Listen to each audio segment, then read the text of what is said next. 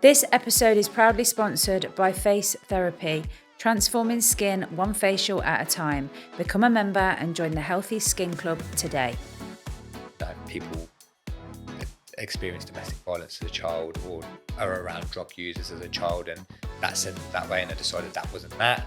Got into the gang, decided I didn't want to do that, went to the army. It's like there were so many A-roads going off your journey, like, are you going to do this one? Are you going to do this one? But somehow, something's been guiding you to... 100%, yeah.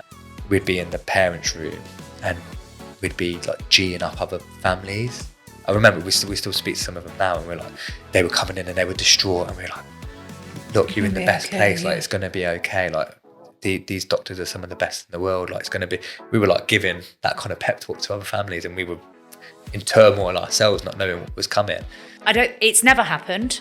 It's never happened in a professional element, in a podcast, when I've worked in prisons, when I've been a counsellor, but you did reduce me to tears today because, my God, you broke my heart. Yeah. So for you and Kath to have gone through that and still be Kath and Jordan and smiling and being able to sit here and tell your story through the hope of helping just one person, I'll never forget it, and you have my full respect. Thank you. Welcome, Jordan. Thank you. How are you feeling? I'm feeling all right, thank you. Good. We've had a bit of a chat, luckily, downstairs. So we've not met each other before, have we? Never met you, no. Until today. I am really, really grateful that you've agreed to come onto my podcast and share your story.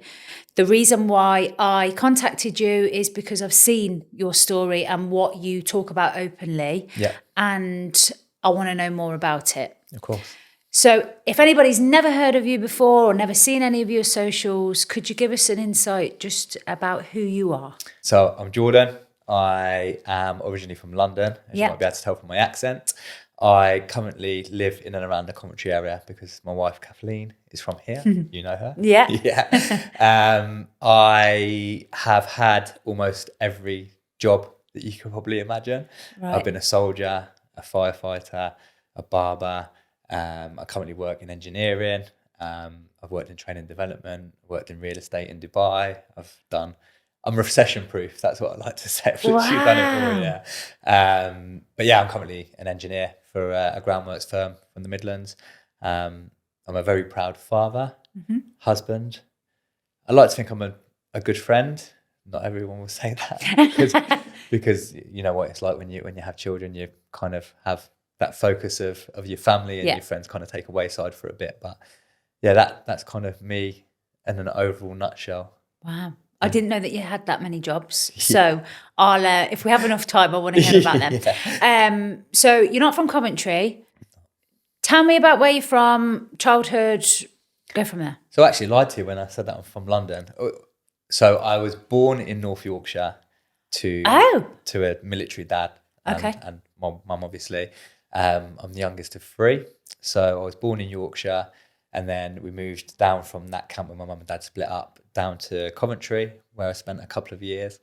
And then when I was about 6, I moved from there to Bedford, and then from Bedford to London. So my mum and dad split up when I think it was around 6. I've got quite a bad memory, especially of my childhood. I don't know if it's a kind of coping mechanism or what, but when I was about 6, I snuck downstairs from in my house. My mum and dad were both asleep. My dad left a lighter out, and I set my pajamas on fire. My God. Yeah, and I've not that I remember that being the moment that my dad wasn't about so much anymore, but it was kind of like the moment at which I remember that kind of starting, that my mum and dad separating. My sister actually saved my life, which is it's quite funny how you laugh about stuff like that now. But yeah, I'd set my pajama top on fire, and I was running around screaming because it had gone up in flames. And my sister was the first one down, and she grabbed the water spray that we used to use to do our hair. Yeah. And she started spraying me with the water, and then my mum and dad followed her down, did the stop, drop, and roll and stuff. And yeah, I was quite badly scarred. You can't see it now because I'm covered in tattoos, but across my chest and arm. So yeah, that happened when I was about 6.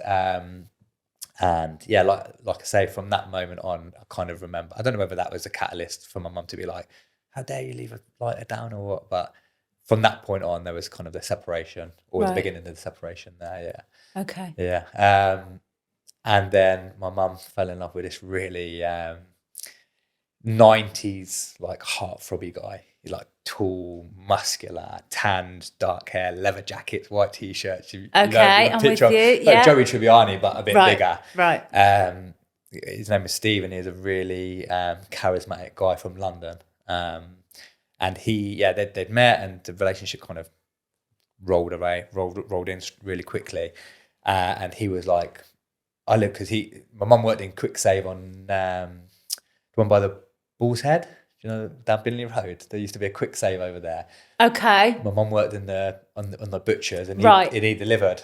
He was living in Bedford at the time, and so they'd started courting over the meat counter, I guess. And he was like, leave Carl, come and move in with us. And we were like, yeah, this guy's amazing. He's got this nice car and all that. And we moved to Bedford, and things changed pretty quickly then. Right. He'd just become a bit of a monster, to be fair. I think the charisma was what drew you in. And I remember, he used to beat her really, really badly. I remember it was quite a shocking moment in my childhood. Like I said, I don't remember so much of it in detail. But we'd just moved to Bedford. My brother is 6 years older than me. His best friend from Coventry came to stay with us, and that night that he stayed was like the worst of the start of the violence. And the guy broke my mum's jaw, and me, my brother, my sister, and my brother's friend got taken to like a refuge centre. And I remember because it was so embarrassing for my brother. He must have been 13 at the time. I was about 7, and obviously this lad's parents had to come up from Coventry to pick him up, to take him away from this place, and me, my brother and sister kind of stayed there. And that was kind of the start of that. But my mum stayed with him for like 12 years. So we moved from Bedford then to London, to West Ham, well, Canning Town, East London. Yeah. And then that kind of just became life for a bit. For a long time, really. It was, there's a lot of kind of moments in that period of time that are quite like poignant in my memory. But I was really, not that my brother and sister weren't close to my mum, but I felt like almost like an air of responsibility to be with her. Right. So me and my brother and sister, we kind of used to like piggyback from my mum's to my dad, to my mum to my dad. But I would never want my mum to be on her own. So if my brother and sister had gone to stay with my dad, I would go and live with my mum. Right. It was just a bit of a mental time, really. So over the 12 years, I went to like 11 different schools, because we'd like run away, and then he'd come and woo my mum again. And so you'd run away from Steve. Yeah. So we'd run away back to Cov, or somewhere between Leicester, we'd been to Leicester and stuff, or somewhere in London. So I went to like 11 different schools all in, which is quite crazy. My God. Yeah, I've been to half of the ones in Cov, Fairview in London, Bedford, Leicester. I've been about. Wow. Like a school nomad. And to be fair, actually, with all things considered, I actually didn't do terrible, which you kind of expect. And now in hindsight, like, because Kath always says, like, I want the kids to go to the same school. And I'm like, there's actually a lot that you can gain from changing schools as a kid. Like, you just have to learn to become friends with people. You have to learn to adapt and just throw yourself into like new environments. And I think a lot of children are quite unsocial because they're never really forced to do it.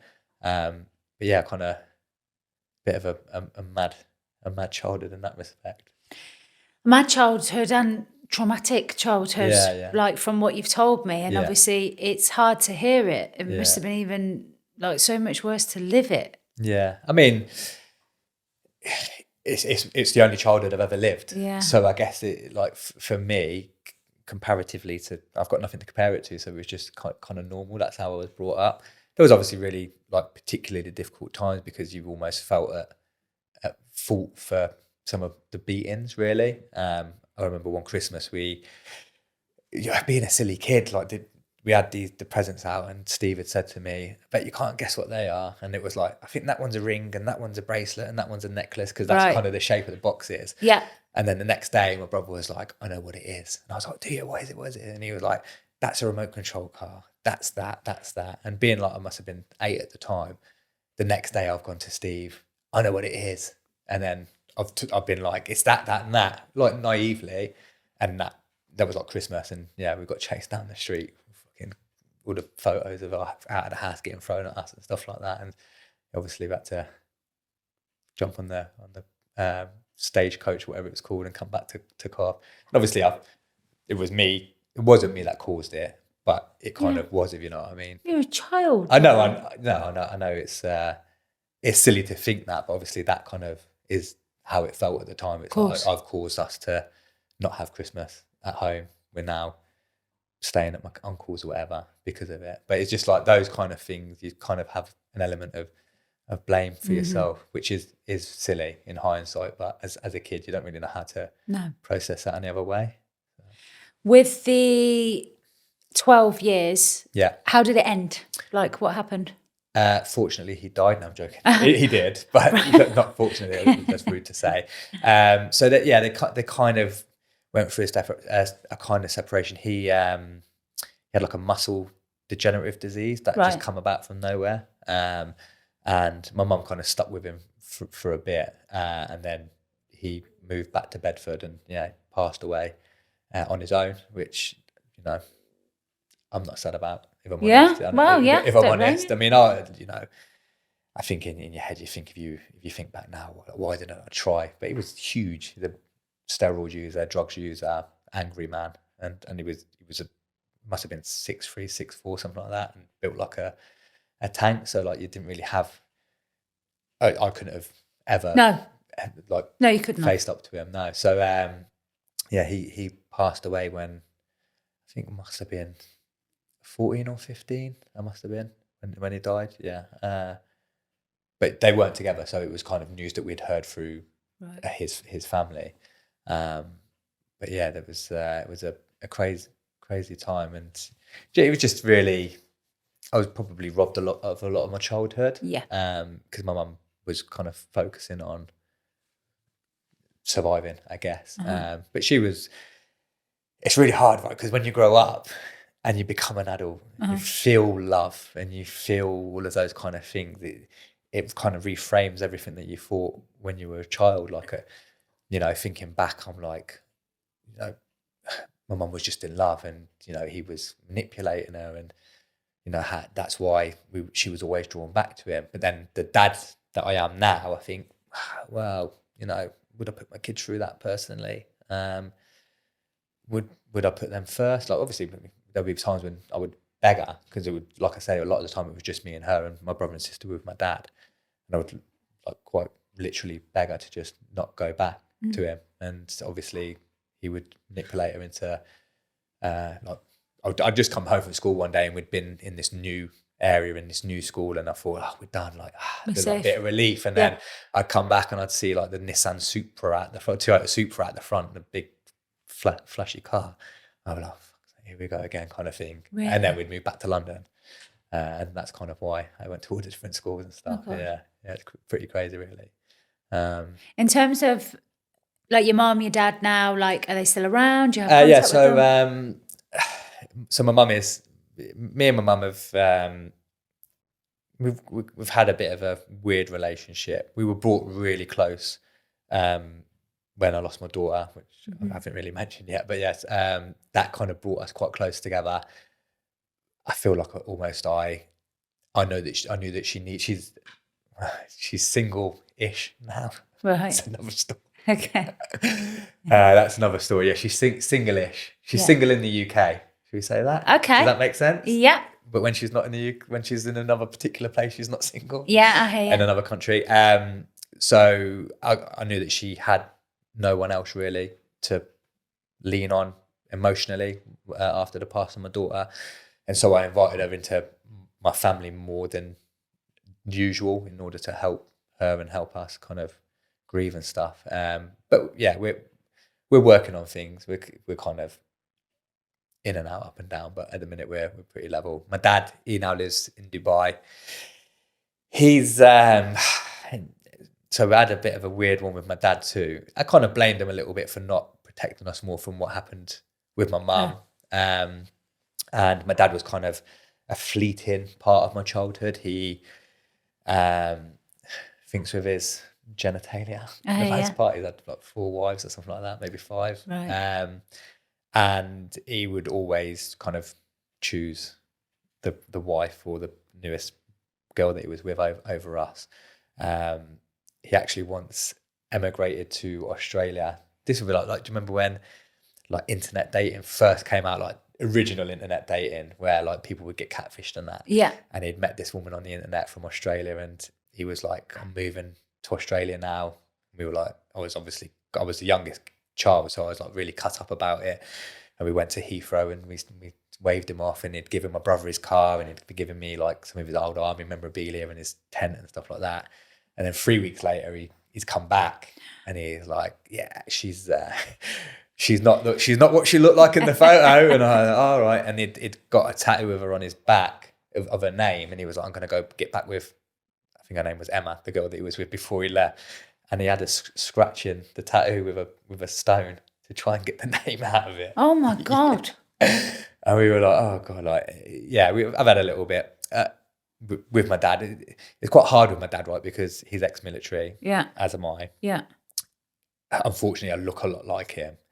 We've got a lot of kind of, no, I don't want to say character traits. Like we're both quite like I don't want to say I'm intelligent, but we both kind of are a certain way of thinking in terms of like academia and stuff like that. But like comparatively as a man, as a father, partner, like we're completely the opposite ends of the scale. And I remember there was a point, because we've like I say, we've been on and off, and like a lot of the time I kind of had to overlook how he was acting to be part of his life. And I remember before I had any children, I'd wrote him this big letter about like why I was finding it so hard with him to bond with him and to kind of accept him back into my life. And I always remember writing, I wrote, my biggest fear is that when I become a father myself, I will struggle to understand the way that you are even less. Right. And then when I became a dad, I was like, how are you even thinking in the realms that you do? Like, how am I your son? You're like the heir to your throne. How am I not your like absolute world? It doesn't make sense to me now that I have children and I don't care about myself at all, really. Like everything's about them. So yeah, he lives in Dubai at the moment. We went out to see him last March to kind of try and reconcile on a family holiday, and it lasted about 9 months. And then at Christmas, it's one of those things where it's kind of like you can't always say, it's just your dad, that's how he is. Because it's like I still get to choose where my energy goes. You know what I mean? And so for me, I'm like, we've tried. I'm not angry. I'm not sad. I'm pretty content that we've both given it a good shot. However, we keep falling at the same hurdle. He feels as though I expect too much from him, and I feel like I expect the absolute minimum. Like he wouldn't message me on Aurora's birthday, for example, and then I would bring him up about it, and he was like, I hadn't forgot. I just didn't know what to say. And I'm like, you don't really get to use that as an excuse, unfortunately, because you are my dad, and you have to say something because of that.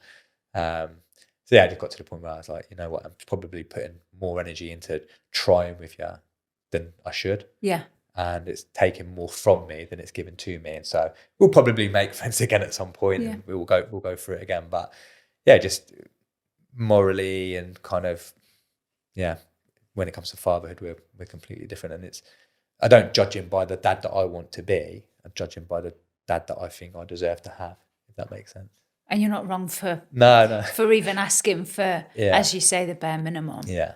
What I respect you for is the boundaries that you've been able to put in. Yeah. And you might make up, but you actually recognising, no, that wasn't good enough. Yeah. And I can see that now. Yeah. That's not easy to do. Yeah. When these are or were your primary caregivers. Yeah, of course. You know, so the fact that you've been able to... It's quite funny, really, because obviously I've got an older brother and sister, and I will always be the one that my mum and dad dread saying something to. about something, whether it be a new partner or the most recent divorce or whatever on my dad's side, I will always be the last to be told, because I'll be the one that tells them what I really think. You know, like I don't pull no. I'm not like brash with them, but if I've got an opinion, and you know, I'm gonna voice it. Whereas my brother and sister are a little bit more like, well, you know, we just kind of let him. I will not let anybody be like a small part of my kids' lives, or like an inconsistent part of my children's lives. If they're in their life, they're in their life. If they're not, they're not. I don't want my daughter to have to feel like, oh, granddad's come in again for the second time in 3 years. Yeah. And now I need to be able to pretend that I love him. Yeah. It's not happening. Like, if you want to make the effort to see my children, speak to them, ask about them, then that's great. You can be part of it. But I'm not having inconsistency in their life, because I don't think it's what kids need. Whenever there's any news from either of them, it's like George gets told last. Do you think that that boundary, so you recognizing, no, these are my children. Yeah. This is what I'm willing to accept and what I'm not.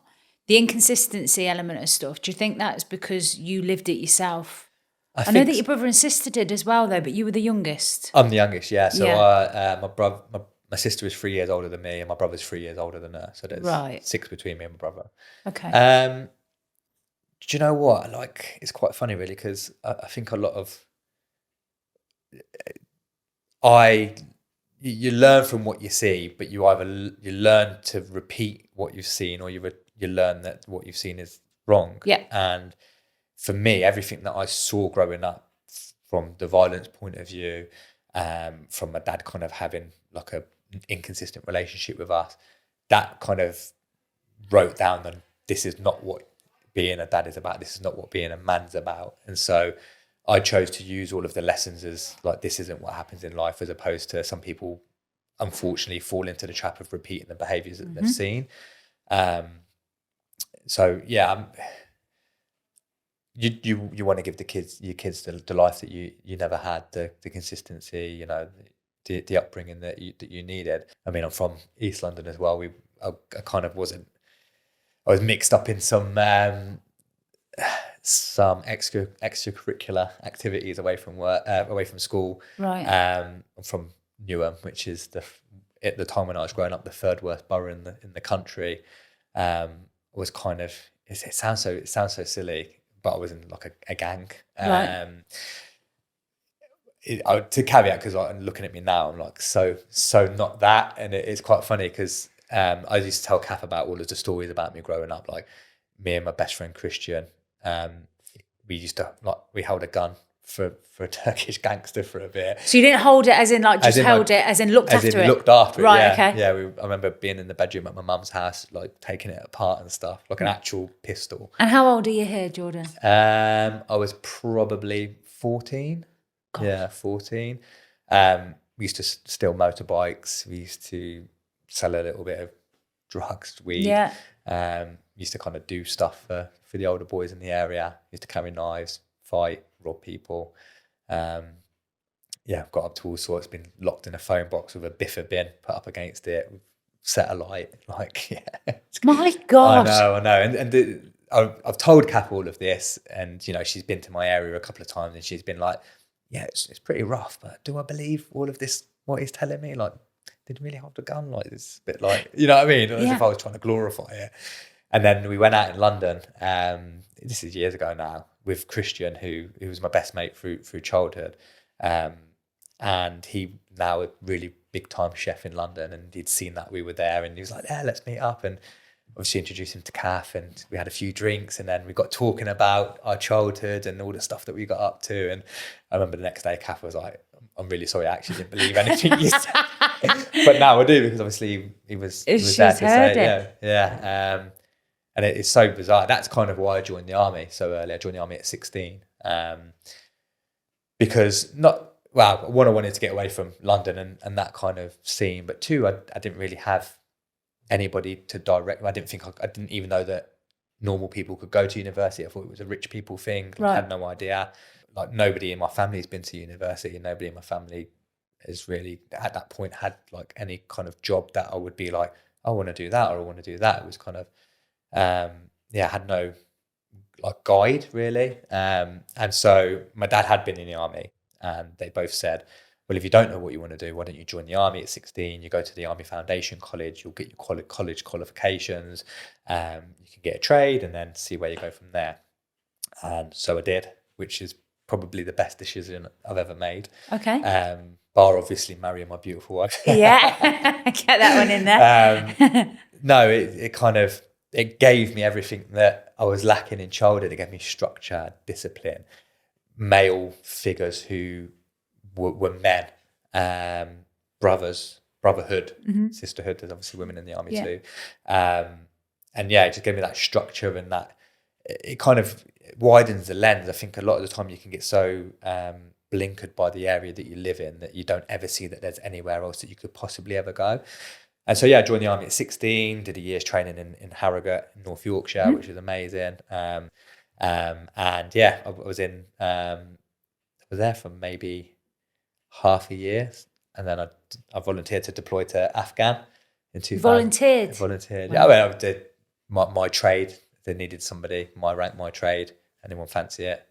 And I was like, yeah, that's what we trained for. Yeah, so I was 18 and 20 something days when I deployed to Afghan, which is crazy because like I'd only just started drinking and stuff like that. Yeah. And now looking at 18-year-olds to think of them going, and I looked really young when I was 18. I went there for 7 months to Helmand province in Afghan, in a communications role, which was mental.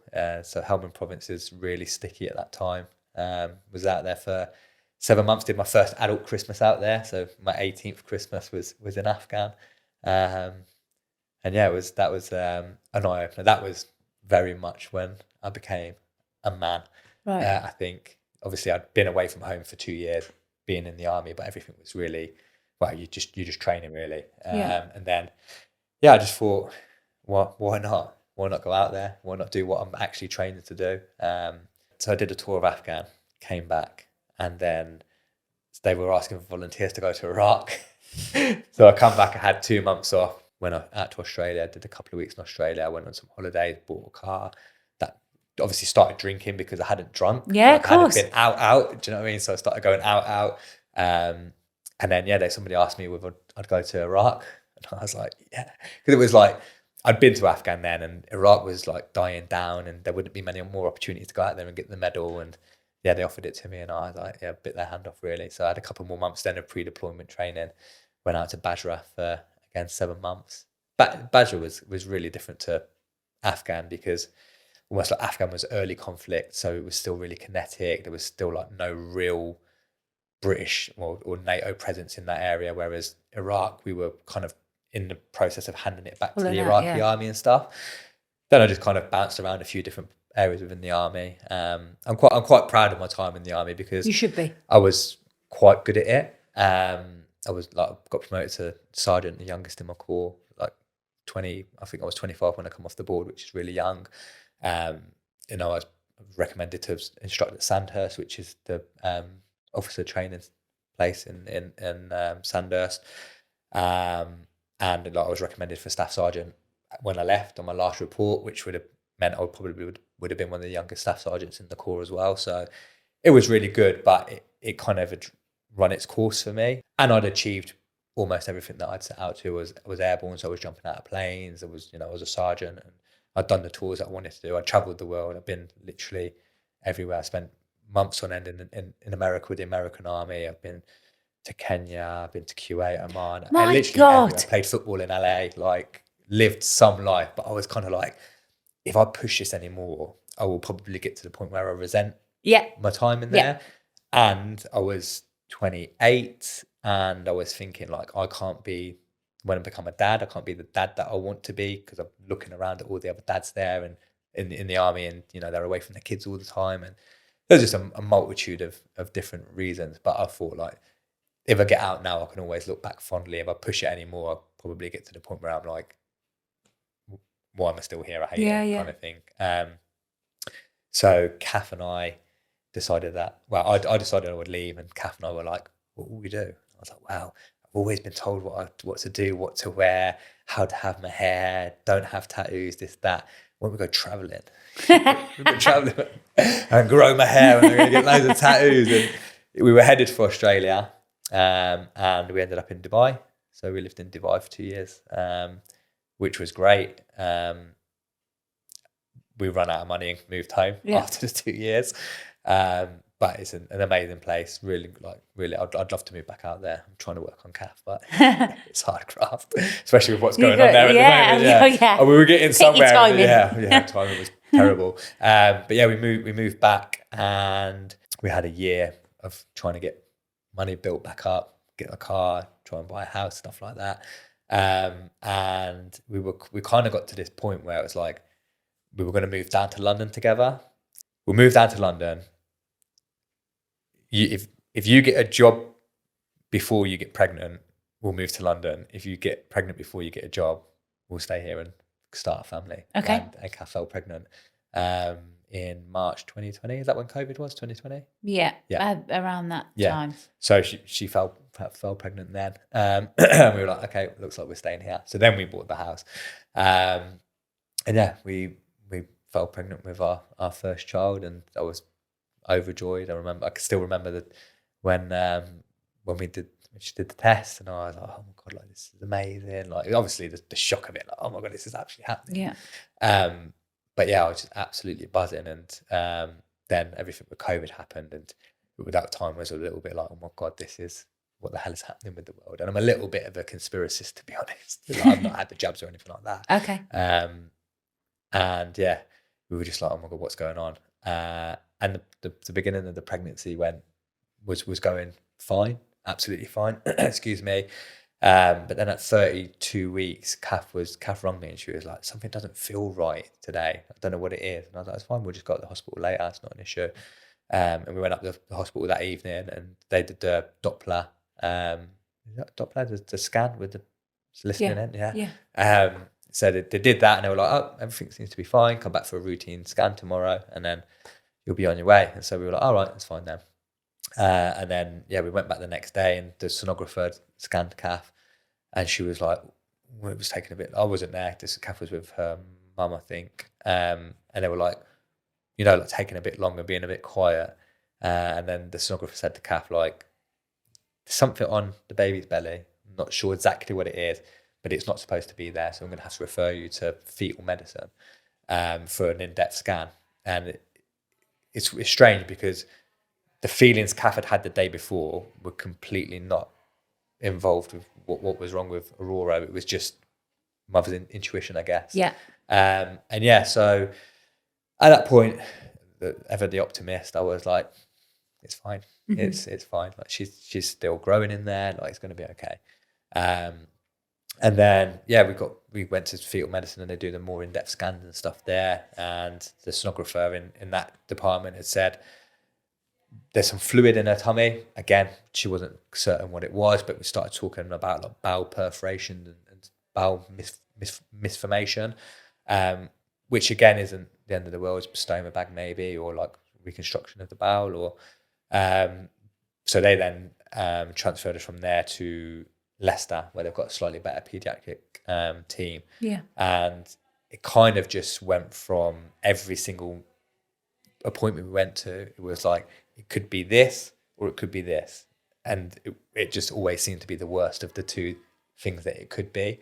And we went and see this guy over in Leicester, and he scanned Kath, and he was like, I am quite concerned. There's a lot of blood flow through, and they started to call it a mass at that point. There's a lot of blood flow through this mass, which is concerning me. And they decided to bring Aurora slightly early in like a controlled environment. They just wanted to make sure that everybody was in the room who needed to be.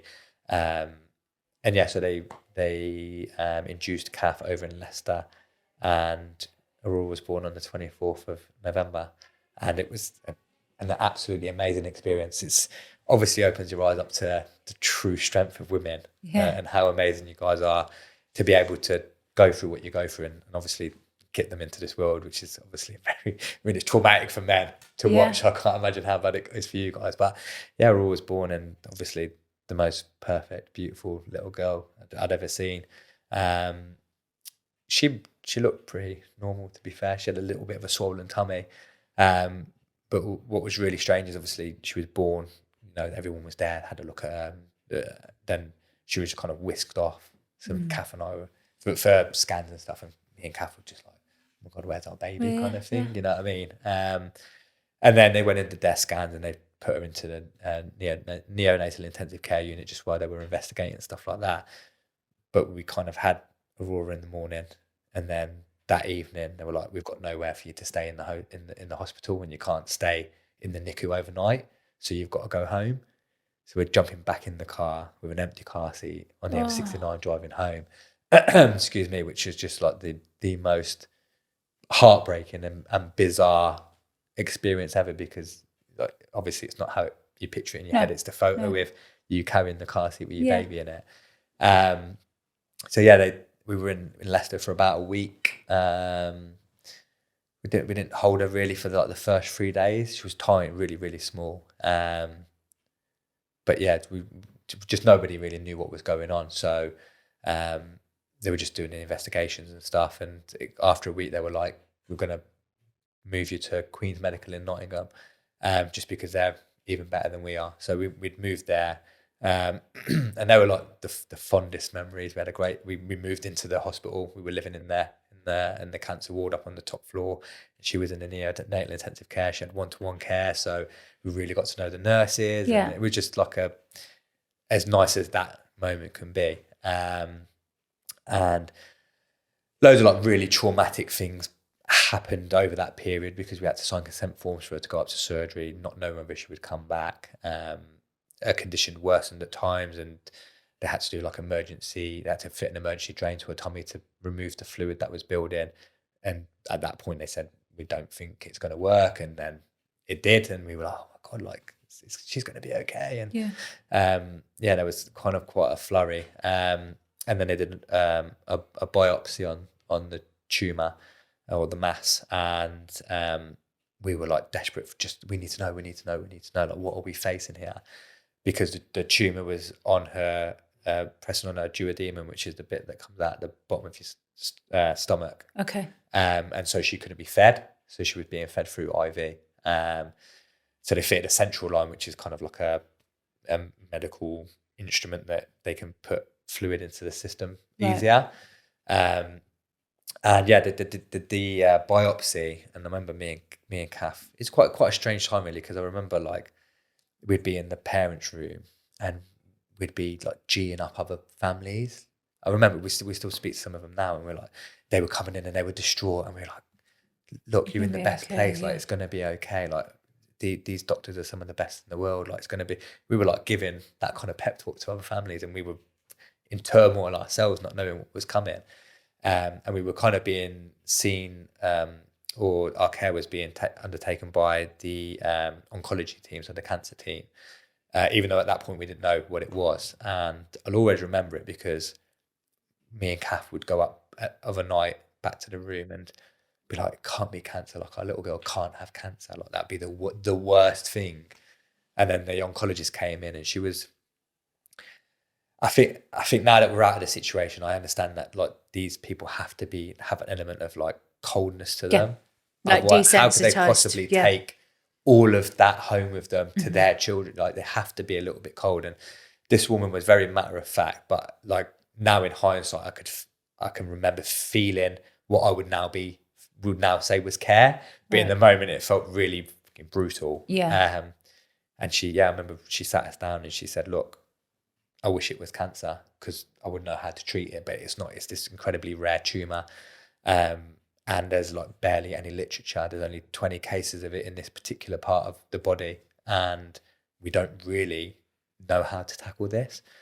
And we were like, in my head, I was like, you can give someone a new heart. What do you mean? Like, you know what I mean? And people have heart transplants. How can this be that bad? And yeah, she was like, look, there are these little bits of literature that suggest that this particular type of chemo might help reduce the size, or at least stem the growth while Aurora grows. So we started this course of chemo. And I think in our head we thought it was going to be like this really shocking moment, and her hair would fall out instantly, and the colour would drain from her body, and it wasn't that. It was just two different nurses administering a slightly different drug to what she had had already. But the issue is that obviously chemo affects your liver. The tumour was pressing on her liver, so it was like her liver was getting hit from two angles. And they said to us on Christmas Eve, we're going to transfer you to Birmingham Children's. We haven't got the facilities here to take care for you guys properly. Like, this is really serious. And Kath and I had kept it quite low key. Like, we hadn't shouted from the rooftops that she was really poorly. People knew we were in hospital with her, but they didn't know, like, to the severity, because we were being quite private about it. And obviously you want your child to have dignity, and so we didn't want to overshare. Excuse me. So they put on a brilliant night for us on Christmas Eve. We had matching pajamas on, and they made a real fuss of us, which is obviously a really special memory for us. And then on Christmas Day, Aurora was picked up by one of the ambulance teams, and really strange moment because they you can't follow the ambulance, because if the ambulance pulls over, like, you're just a hindrance really, aren't you, because you're going to be panicking and stuff. So they have to set off before you by an hour. I didn't know that. Yeah, so she's gone ahead. Christmas Day, Kath and I drove from Nottingham then down to Kath's parents where we were staying, waiting for a house. Obviously we were like, oh my God, like, this is the first time we've been home. We like changed our clothes. We look like shit. And we look back at the photo, like, oh my God, we look terrible. Obviously, like, as you would. Yeah. But yeah, we stopped through there, and then we moved on to Birmingham Children's. And so you went from Leicester to Nottingham to Birmingham. Yeah. Wow. And when we arrived at Birmingham, obviously she's worse, right? That's why we've gone there. But we'd gone from having one-on-one care in a neonatal intensive care unit to being on a ward where she's being looked after by a nurse who has 4 or 5 other patients. We're like, wait a minute, we're here because it's worse. Yeah. But in Birmingham Children's Hospital, like, you have to be really, really poorly to be the poorliest kid there. Even on that ward. Yeah, on any, yeah, Right. Even on that ward, it's like, in order to be the poorliest kid there, you need to be like really poorly. And so, in a priority wise, like, Aurora was not like up the top, and so obviously she was now in. And we got there and we were like, oh my God, like, what the hell is going on here? Like, and then they come and said, right, guys, one of you is going to have to leave. And we were like, what? Like, yeah, COVID, like, you can't both be here. So yeah, so on Christmas Day, we made the decision that I would stay at the hospital with Aurora, and Kath would go home to her mum and dad's. And typically, she broke down in the car on the way home. She ran out of fuel. Her and her mum were sat on the side of the motorway. Dad couldn't find them. It was just a bit, absolute nightmare. I'm sat there eating my Christmas dinner out of a Tupperware tub. Like, it was the most special Christmas I'll ever have, obviously, because I got to share it with Aurora, and that was the only one that we had with her. But it was just like, oh my God, like, what else is happening here? Like, why are we not in here together? Like, this is ridiculous. And essentially what they said is, if you are undergoing treatment with the view of your daughter getting better, only one of you can be here. If you are to stop progressive treatment and accept that she's going to pass, then you can both be here. Right. And we were like, Jesus. So Kath rung, it went on like that for about, I think it was about 6 days. And like, it was literally this severe. Like, I would be in there, because obviously the consultants come and do their rounds, and they tell you what their plan of action is and what the results of that test were. And then like, I have to then regurgitate it to Kath, or vice versa. And like, that's a lot to take on, because you're a little bit like a rabbit in the headlights when they come anyway. But like, Aurora would get rushed from the ward to the intensive care unit past her mum, who's in the corridor because she can't be by the bedside.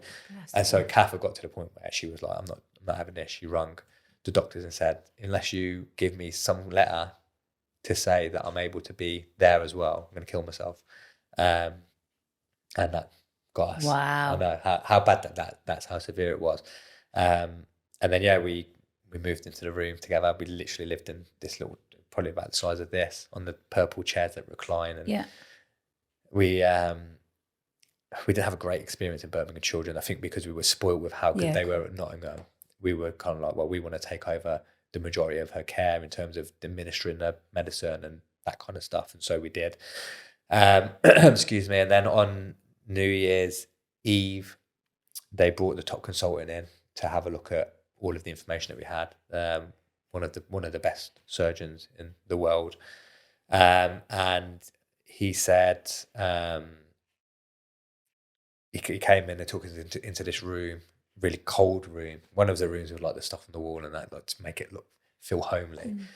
And yeah, he brought us in and he said, "Look, I can operate to try and remove this, but she'll die on the operating table, and I don't want that. But there's nothing essentially that we can do to help her." And obviously we're like, this can't be happening. Like, and he was like, "I can take you and show you the scans and show you the severity and the size of this. Like, it's not good, guys." And we were like, just like zombies. And then on New Year's Day, we were like, there's got to be someone out there who knows something. And so we set to social media that was the first time we'd shared how poorly she was. And we said, like, this is what she's got. Does anyone out there know? And people were sharing it. And it was kind of a flurry of people suggesting stuff, like a doctor in Italy, another doctor in the US. Yeah.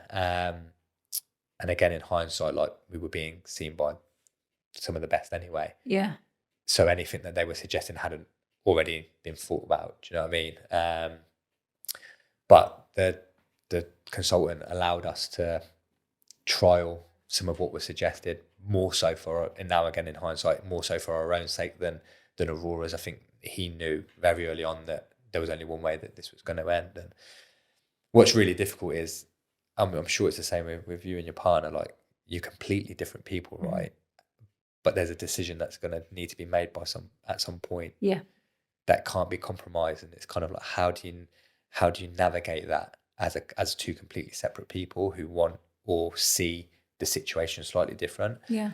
But Kath really fought for us, and I'm glad that she did, because she gained us a couple more weeks of like quality time with Aurora. But we'd both said, if she gives us a sign and is saying like, you're pushing too much, because she was being incubated and unincubated, and that's really bad for a baby that side anyway, but also really hard to watch as a parent. And yeah, we just said, like, look, if it gets to the point where Aurora's saying enough's enough, as a dad, like, I can't not make the right decision. And on the 28th of Jan, like, her heart was just like doing mad stuff, like it would drop, and it was just terrifying because you've got all of the information there telling you that this is happening, and so the heart drops and you're panicking. Oh my God, where's a doctor? So that was happening. And I said, Kath, like, what are we doing here? Like, is this right? Are we pushing that? And obviously we spoke to consultants then, and we were like, what do you think? And he was really honest with us, and he said, this isn't going to end the way that you want it to.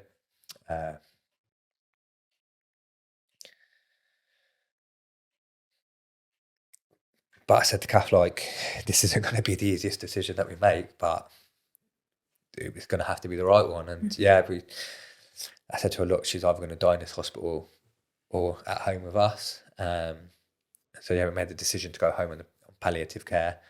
And bearing in mind, not many people had met her. Like, Kath's mum and dad had, my mum had, my dad had flown over from Dubai, he'd met her. Kath's sister had met her at Nottingham, and a brother and his missus, but nobody else really.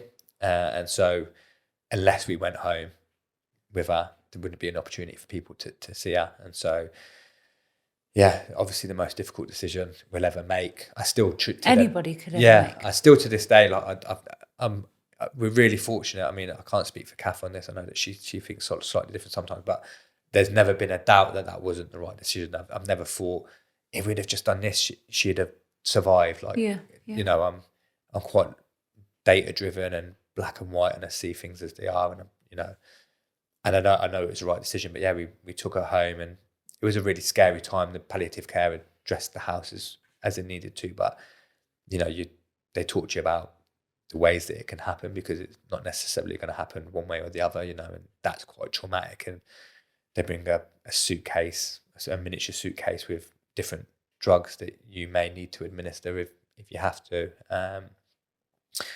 And yeah, we brought, I don't know how long we thought we were going to have, but it was a lot shorter than what we'd thought. But we got her home, and people had come round to meet her, and it was a really bizarre time now, like to think back. But we brought our mattress downstairs. We slept either side of her, and on the 31st of Jan, I had this like platonic relationship with her. Like and unfortunately I don't have it with my other kids, but I think it's because I don't need it with them, because I've got an actual physical relationship with them. But whenever I used to go into the room, and Kath will tell you this, like her stats would always kind of level out as if she knew I was there, which is really special. But not that we ever slept for the 2 months that she was here, because obviously we were in hospital, but we were let down next to her with our eyes shut, let's say. And about 5ish in the morning, I woke up just by chance, and as I did, I could see that her stats were dropping, and I thought, I need some time with her first. So I picked her up and I sat on the sofa, and I just spent a bit of time talking to her and stuff. And then I woke Kath up and I said, "It's happening." And then we had a couple of minutes with her, and her breathing just slowly slowed down, and she took one deep last breath, and I just looked at her and I said, "You don't have to fight anymore. It's okay. Dad's got you." And that was it. She passed away. 6 in the morning. It was the fucking most horrendous moment of my life. I can't even describe the pain. Like it just felt like I died, to be honest. And at that time, I wished that was actually what happened, because I would have rather died than, people say I'd die for my kids, and I absolutely 100% would have taken her place. Like, it wouldn't even have been a doubt in my mind. But yeah, it's kind of, she went, and we were really fortunate that's how it happened, so peacefully, so beautifully. We got that moment with her. It wasn't scary, really. It was quite calm, and that happened, and then life just became just absolutely mental. So you have to wait for the palliative care consultant to come out. She has to listen to Aurora's heart to make sure it's not beating for what seems like 30 minutes or something like that. It's ridiculous. And then they're like, you can have her home with you now for 2 days if you want. So, we never bathed her properly. Yeah. We'd never taken her out for a proper walk. And then provide you with like a cold mat to obviously preserve her. And we obviously just in a blur, we took her up to the room, we put her in a next to me crib, which we hadn't ever done. Me and Kath just sat there like crying, staring at the ceiling.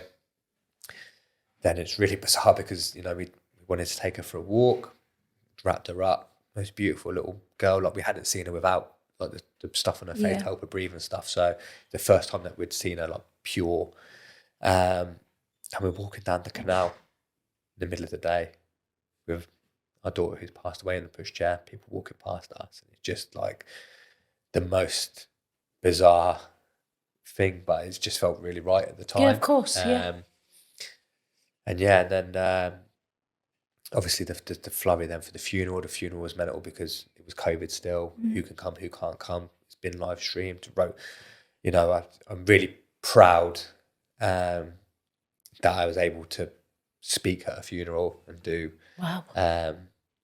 read a eulogy. It's obviously very hard to write for a 2-month-old, but I felt like it was the right thing to do, and it was horrendous. Like, whenever we go to funerals now, it's just very triggering. Because I carried a casket in on my own because it was tiny. After that passed, life was just dull, dark, rubbish. Kind of like, how do you then reintroduce yourself to real life? Your friends have got kids, your friends are having kids, birthday parties. Do you want to go to Peppa Pig World? And you're like, thinking, I can't be around other children at the minute. And then also like you get angry and you're like, they don't even want to be together. Yeah. She smoked.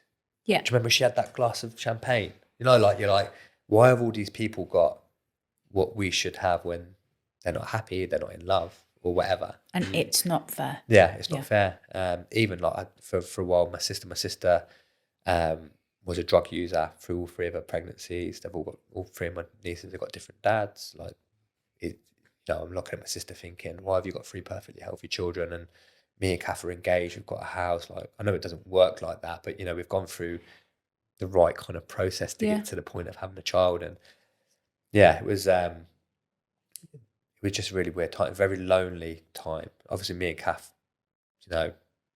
got through it together. Yeah. And not everybody does manage to stay together after something like that. But I couldn't imagine not being with her because she is my piece of Aurora. Do you know? Not that I'm staying with her just because of that, but you know what I mean? It's like I don't know how my life would ever not involve Kath in it. But it was just a crazy time. You'd go out and go to do the shopping, and people that would usually say hello are like, "Oh my god, let's talk." Like, did they not know what to say? Yeah, didn't know what to say, or like they just completely avoid you. Like, and you kind of like lose some of your friends. You might in your head now like think that person would definitely be there, or that person wouldn't be there, and it's quite often the opposite way around. Mm-hmm. We tried a bit of counselling and stuff, but they were just encouraging us to talk at the time, and Kath and I had got open dialogue about exactly how we were feeling, whether it was angry or sad or whatever, and we were managing to support the other person. When I was down, she was up. Well, say up. When I was down, she was strong. I was really ready to like just not see anyone, not do anything, just stay in bed all day. And Kath kind of egged me on to get out of bed and do something with our day and stuff like that. But I'll be honest, like I didn't want to be here. Yeah. After it, and it's not even that I didn't want to be here. And I explained to someone recently, I wanted to be with her, and she's not here. So by default, that means I don't want to be here. Yeah. And I did a little charity run straight after. I just needed something to focus on. And I hadn't run for ages, and so it was really painful. And I'd got a blister on the first run that I did, and I was essentially running 8 miles every day for the month of March. And when it was really hurting, I felt closer to Aurora, and then that kind of manifested in pain equals closeness. So if you were to do the ultimate thing and top yourself, then you would really be with her. And I didn't really speak to Kath. I think Kath knew, but I didn't really say to Kath like, this is how I'm feeling. And I never planned anything. I would run past a bridge and not stop and look over it, but think that it could happen there. Mm-hmm. And I just went through a really dark time. And I was quite open with Kath about it. And it got to the point where I was just like we're either going to live or not. And if we decide to squander our lives, what a disrespect to that is to our daughter, who absolutely gave everything to be with us for that amount of time. And so we kind of reframed it into like, we've got to do Aurora justice by attempting to have some life. That can't even have been an easy mindset to try and even begin to get yourself into either. It's really difficult. I mean, now I can quite confidently say, having been blessed with 2 more children, that I have learned more about being a man, a father, a human, from loving and losing Aurora than I could have if she would be here. Right. And I would much rather her be here. But if that has to be the lesson and the relationship that I have with her, then I've got to take solace from that, because actually she's completely reframed the way that I think about life, about empathy. I mean, when people are up your arse in the car or they're slow in front of you, it's so easy to get angry. Yeah. Why are you driving so slow? Or why are you up my arse? But I remember a time when we were at Birmingham Children's, and Kath and I, we never used to leave together. Only one of us would go out, so that one of us was with Aurora at all times. And there was this one nurse, and she was really lovely, and she was just like, guys, please, can you just go out together, go for a walk? And so we'd gone for a walk. Kath had given birth, I don't know, 50 days ago. So she still weren't great. She hadn't had time to recover because we were in hospital, and it was snowing, and we were outside Birmingham Children's, or just over the road, and her lace come undone, and I leant down to do it up because she was... Yeah. And someone had ridden past on a bike and said, could she not fucking do that herself? Is she a princess or something? And as angry as I wanted to be, it just made... That was a very poignant moment in my life, because it was like, I can't be angry at him because he doesn't know. We just look like two young, healthy people. Like, he doesn't know. And that kind of reframed my outlook on like that kind of stuff with the cars and people like being rude, or like, you know, you actually never know like they're going through. Yeah. And I think what you do with this podcast is also like a reminder of that, because so many people that I know have been on here, and I wouldn't have known anything about them. And you know, you can't really, you've just got to be a little bit more empathetic and a little bit slower with your judgment of people. But yeah, I kind of found myself sat there like, what am I going to do with my life now? Like, how can I honour her name? How can I make her proud? And so I decided to apply for the fire service. And another really proud moment is of the, I think it was 1,500 people that applied for Warwickshire Fire and Rescue. I came top of the recruitment process, and then when I went into my training, I got the silver axe for top recruit, and I was actually on the course for Aurora's first birthday. So it was like a really crazy time, because like I was still heavily grieving, but I just needed like somewhere to focus.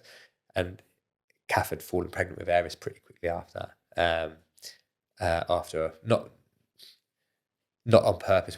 So obviously Aurora's passed away. We've gone through the darkest moment. We're moving into our house, and we've got all of this baby stuff, and we're mum and dad, but we have nobody to care for.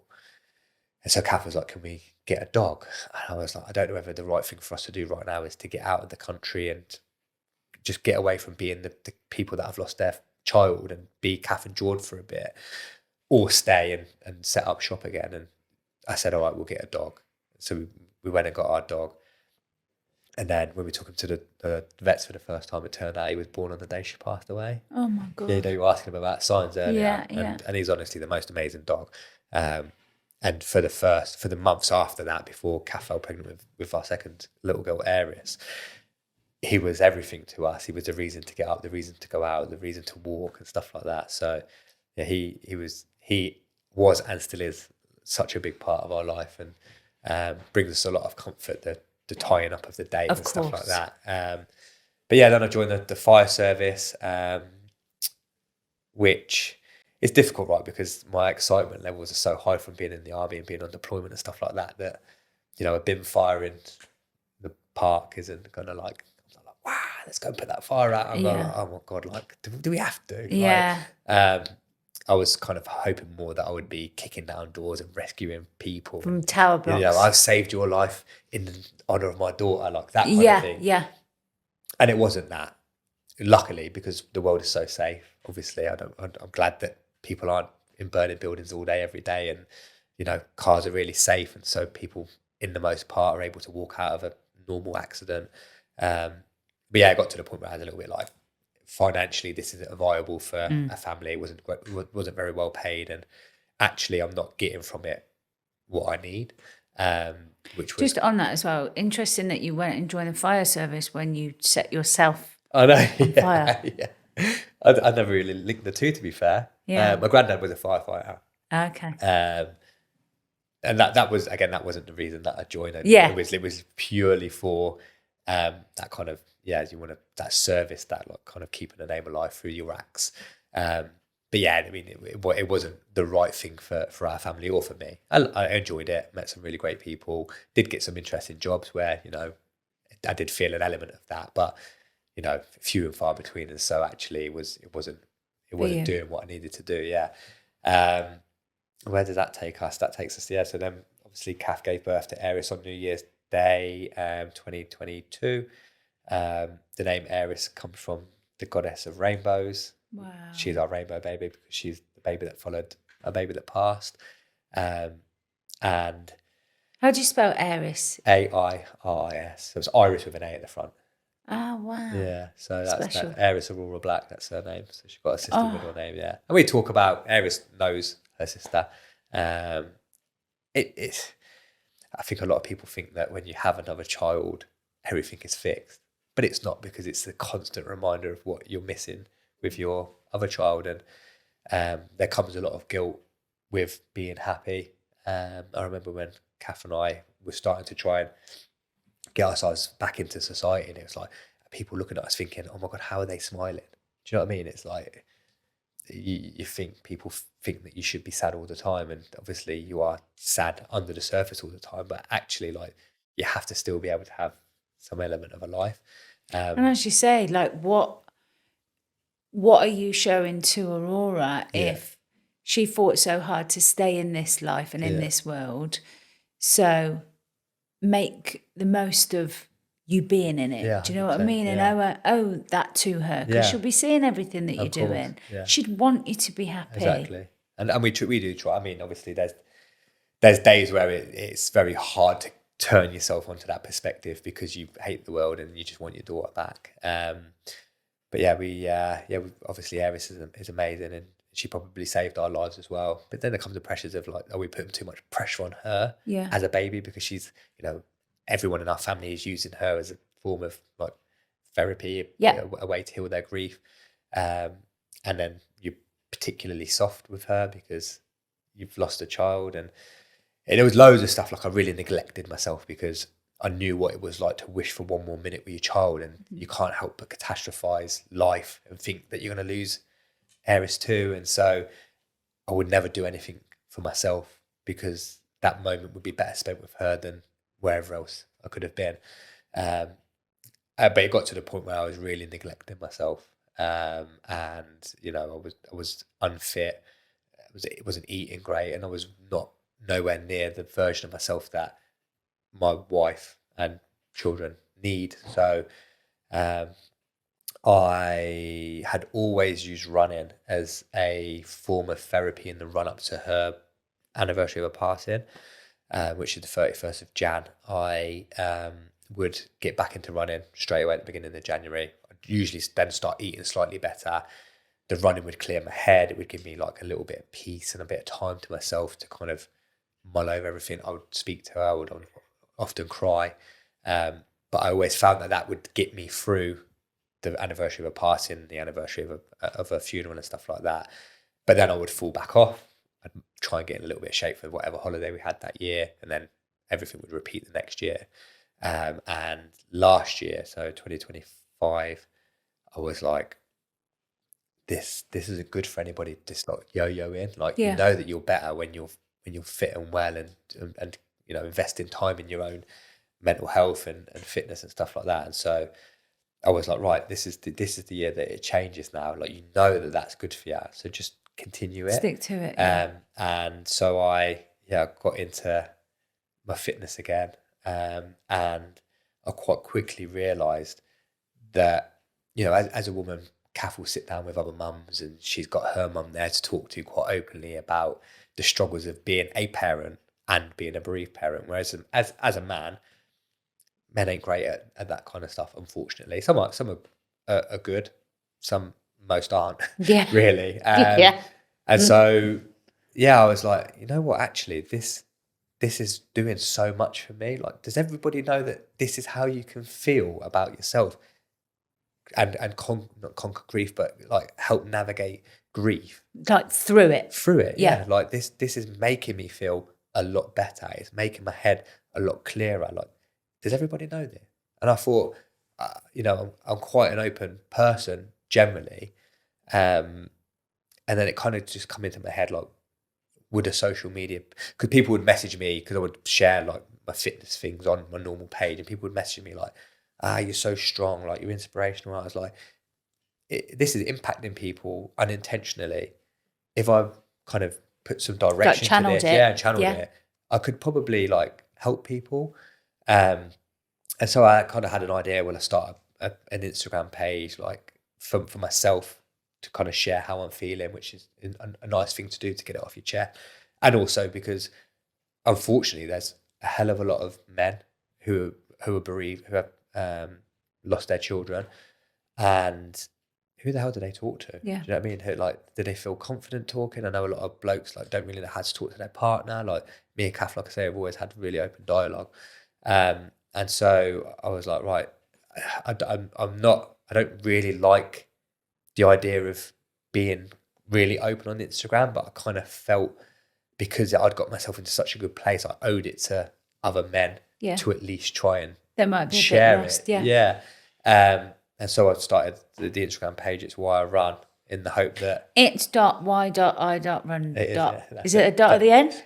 I don't think so. We'll have to check. I don't think it is. But yeah, I just started up, and it took on really well, to be fair. Like, I had people messaging me like, I needed this today, or like, I've gone out for a run because you've inspired me and I feel loads better for it, or I've just signed up for this, or what you said about that. Because it's hard to manage at the moment because we've had another child, a little boy who's 9 months, and I need to be there for Kath and for him and for Eris, and so like it can't be my main priority. And so the content that I'd hoped to continually push out is kind of had to take a wayside while I just kind of figure out the new routine with the kids. But I just wanted to share like how I feel as a bereaved dad, so that other bereaved dads don't feel alone in the way that they're feeling, and also what I would have benefited from my friends. And so if somebody's watching whose friend has lost their child, may be able to support them a little bit better. What is that, like knowing what to say, or knowing what to say and how to show up, kind of knowing like when we might need space, or like how to navigate being there for us. There's everybody's different, right? So I've got friends that will just send an emoji when they're thinking of me because that's what they can do, and that's comforting for me. I don't need any more than that from that person because I know that that's what they're able to give. But it's kind of the cliche things, really, the cop outs of she's in a better place. It's like, no, the best place for her is with me, or like at least she's not in pain now, or like them kind of nonsense responses that take no thought. That they really anger most people that have lost somebody. I'm really pleased that you've said that. Yeah, because imagine, it's like that. It doesn't give you anything. You know what I mean? It's easy enough to say, look, Elle, I know you're going through a tough time right now, and I can't relate directly to it because my mum's still here, but I want to be there for you, and so I'm going to check in with you. And when you feel comfortable to talk to me, or when you feel like you need me, I'm always going to be there. But I'm going to just check in with you regularly so that, if you forget, you see the message, and that might be the time that you need me. And that's it. Like, what is that? I've not said anything. It's not that hard, really. Is it? Yeah, do you know what I mean? And so, I think obviously as time goes on, people just assume that things are better and better and better. And I personally haven't felt that. Life's very busy with the kids, but there's still a massive hole in our life. We speak about Aurora all the time to Eris. Like, me and Eris will read her a story at night. Eris knows that she's in the sky. So Eris is 4. 4, yeah. 4. Yeah. And it's hard, right? Because at some point she's going to realise what it actually means, that because she we went on holiday and she woke up from a nap and she said, I've just spoke to Aurora, and it's like, oh God. But she's a sister, so she should have some part of her life. And with this as well, you've already said you used to go for runs and you used to talk to Aurora. Yeah. So no matter what context that means, whether you've heard her speak back, whether you've spiritually heard it back, I don't think that there's too much wrong with that. Obviously, the Eris is exactly, and you never know. You never know. You don't ever know. And I say I have a relationship with Aurora. It's not the conventional father-daughter relationship, but I've never had somebody in the sky to talk to lean on, to look for guidance from. And now I have. And I truly believe that she guides me and she's there with me in everything that I do. And what an amazing thing for Aries to have that too, to feel like she's always got someone with her, even when she's on her own. Yeah. And it's special, you know, we go down to Aurora's memorial tree at Christmas and we run down before Aries and we put a present there. So when Aries goes there, there's a present for my sister and stuff like that. And we go to Aurora's tree on Aurora's birthday and we have cake and we sing happy birthday. And, you know, Aries is involved in all of that. And so will Ace. Ace will be too. Ace is your little boy. Ace is our little boy, yeah. Ace. And so great names, I've got to say. Ace Black. With a surname like Black as well. Come on. I know. You know what, Kat? We weren't sold on it. It had to be an A because Ace, Aurora, Aries. Our dog's called Abel, and it was like it has to be A, and it was like we were thinking about AB as well. AB, yeah. Ace Jordan Black, because Aries was adamant that he was going to be called Junior, and so in order to tie that in case it catches on, at least he's got my name in there somewhere. So it could be called AJ, Ace, Jordan, Junior, whatever. Great name. Yes. Cool names. We'll try. Try. He's going to sink or swim. Anyway. And so, yeah, she's a massive part of our day-to-day life. And yeah, through fitness, I feel like I'm coping the best that I can. I've just done the run, the big run.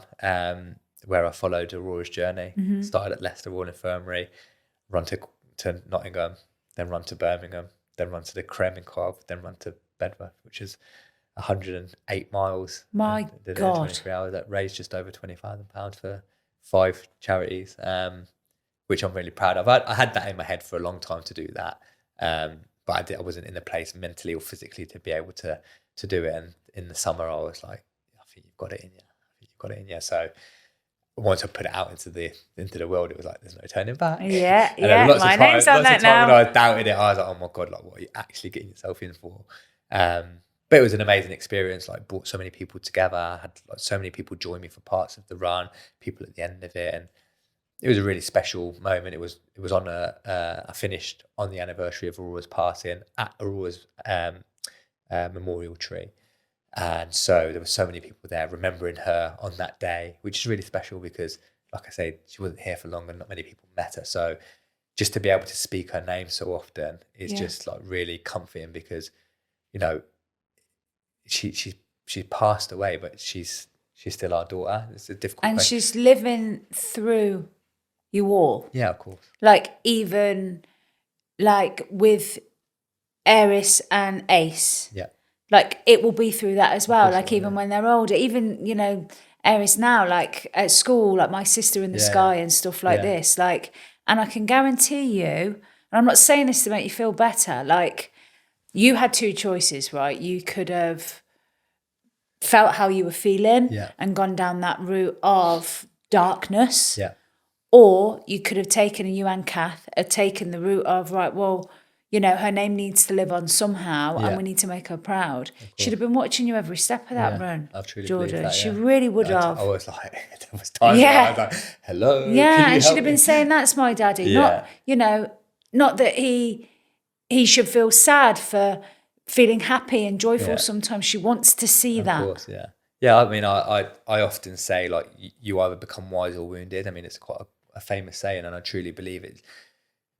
Not that some people have the choice so clear. I know a lot of people, they end up on drugs or drink or whatever it may be in a dark hole. And, you know, but I truly believe I had the choice there of become wise, learn from this, become a better person, more empathetic, a better dad, a better friend, a better husband, or not. And I guess it's a little bit like the choices I made to be the man that I am, opposed to the men that I saw when I was a kid. Exactly that, I had, you know, there's 2 routes. You either become the product of your environment, or you see it and you say, well, actually that's not who I want to be. And so I've made the choice to learn from those lessons and become better from it.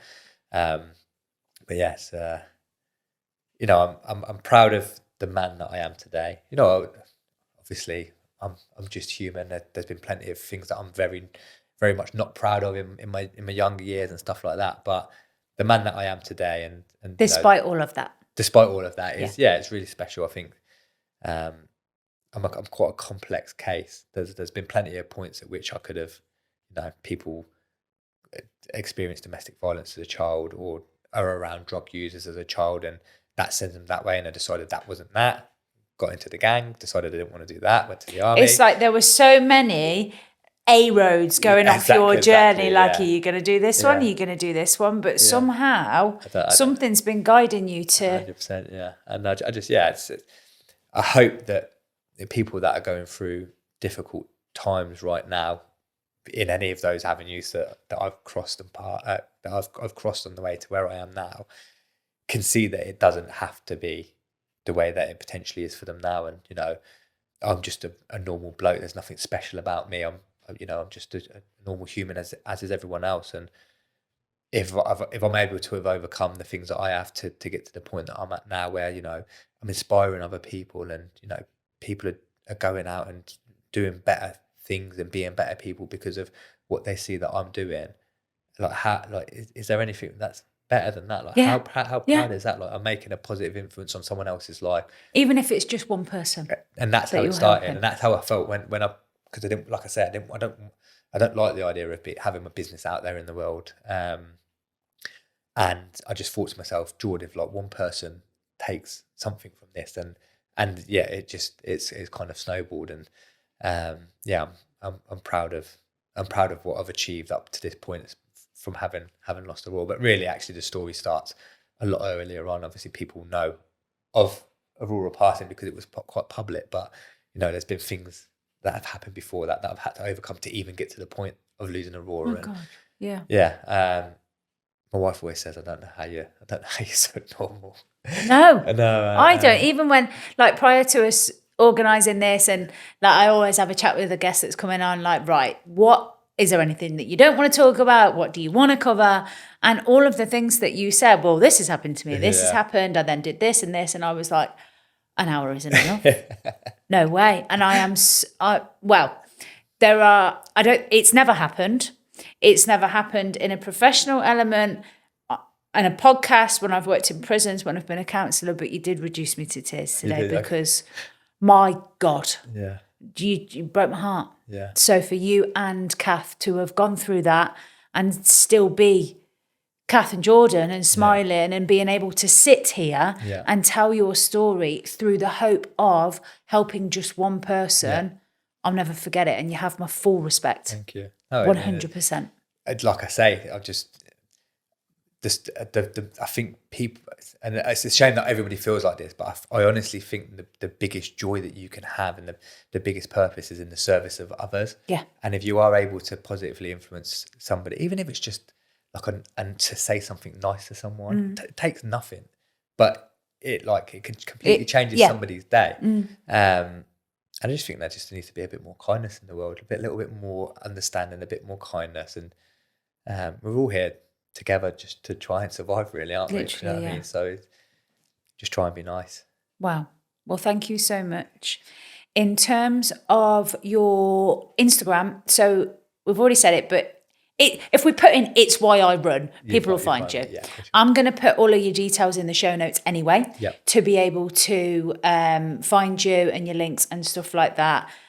I know that when this goes out, you will be bombarded with just, oh my God, how did you even get through that to be able to sit here and share your story? How are you feeling from sharing it?